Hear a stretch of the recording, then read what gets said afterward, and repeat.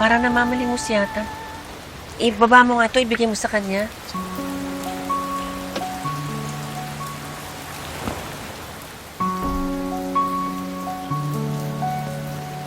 Miss?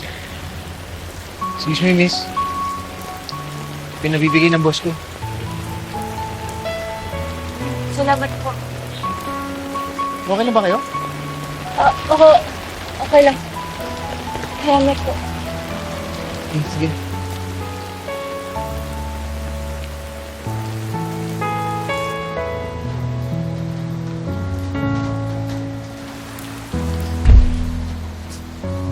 Sabi tayo.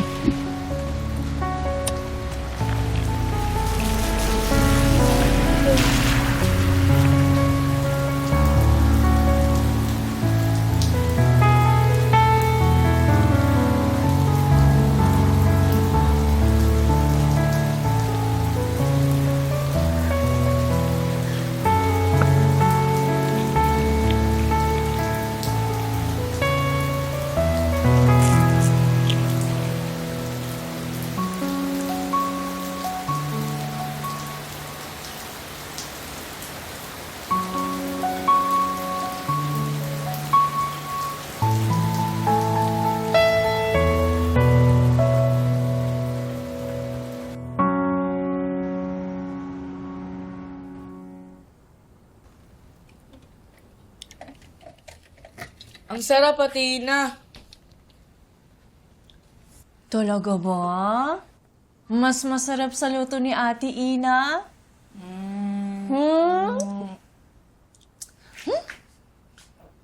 Kakatampo naman ikaw, Nono. Nono, hindi mo pa sinasagot ang tanong ko. Anong mas masarap? Luto ko o yan? Athena. Sus! Binobola mo lang ako eh. Wag ganyan lang yan, oh. Dito lang yan. Kasi naman binobola mo naman ako eh. Kung sino man ang nagbigay sa atin yan, siguro ang bait-bait niya. Sayang lang, di ako nakapagpasalamat sa kanya. Alam mo, kahit ang daming masasamang ugali sa mundo, meron pa rin may mabubuting puso. Kaya dapat, Nono, huwag tayo pang hinaan ng loob, ha?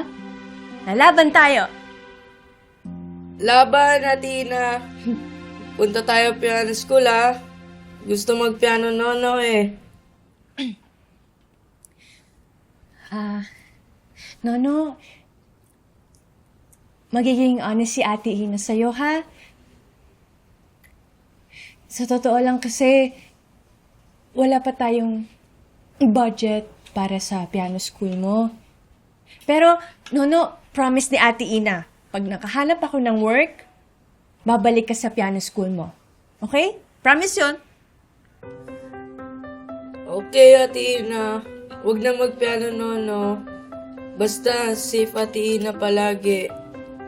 And Donna will help mag-wash ng dishes para di mapagod, Athena ko.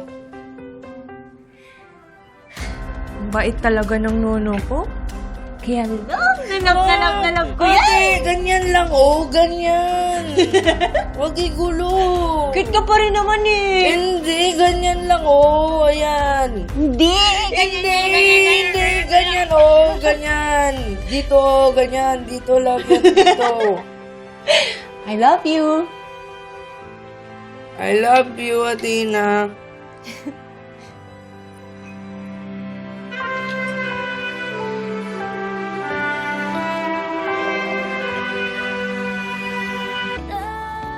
Okay na ba ito, ma'am? Pwede ko na i-release. Okay, thank you po. Ma'am, okay na po. Ito na po yung cheque nyo at ni Miss Ina Villarazon.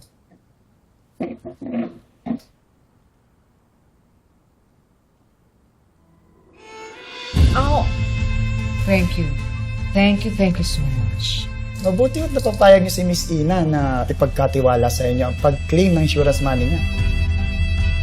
Last week ko kasi, may nanggulo ritong beneficiary.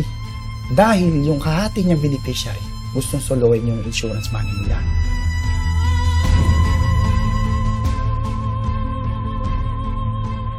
Ma'am, okay na po na i-transfer ko na po sa new account nyo ang laman ng joint account nyo.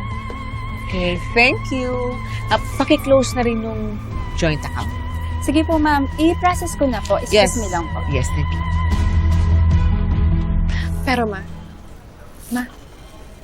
paano kung mangyari sa atin yung sinasabi ng agent kanina? Paano kung malaman ni Ina yung tungkol sa insurance money? Ma, paano magugulo yun? Hindi na nga lang tumahimik yung buhay natin. I'm not gonna let her ruin it all over again. Hindi niya malalaman to. I promise. Maayos ang pagkakagawa ng kakilala kong lawyer sa lahat ng documents na hiningi ng insurance company para maging representative ako ni Ina. And of course, malaking tulong yung forged signature niya. At isa pa, sarado na ang joint account namin. So, hindi na niya matitrace na nag-deposit ako ng check dito. And Amy, I'm sure lumayo na ang magkapatid na yun. At hindi na yun magpapakita pa sa atin. Pero nakita ko siya. Nagtatrabaho sa isang bar. What? Ikaw, kabago-bago mo rito, gumagawa ka agad ng gulo. Kasalanan niya po nasira yung phone ko. Nagtanong-tanong ako. And nakatira daw siya dun sa... kay... Cecil. And yung Cecil, nagtatrabaho siya sa isang bar. The same bar. Kaya nakuha ko na rin yung address niya. Good. Isend mo sa akin yung address. Gagawa ko ng paraan para umalis ng Manila yung kapatid na yon. Lumayo na sa atin. Sino na? Si Nono. Bakit? Nasaan siya? Nawawala si Nono. Ha? Inutusan ko lang siya bumili ng beer. Saan? Turo mo sa akin! Pero nakita ko siya kanina. I've been waiting up for the both of you for hours. Napuyat ako sa kakabasa ng mga credit card alerts ng mga expenses nyo. Pag hindi kayo sumunod sa gusto ko na magtrabaho kayo sa Arias, I'm going to cancel your credit cards. And I'll never activate them again kahit lumuha pa kayo ng dugo. Sorry.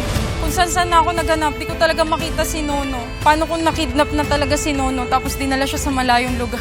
Hindi ako susuko. Makikita ko yung kapatid ko. Hindi ako susuko. Makikita ko si Nono.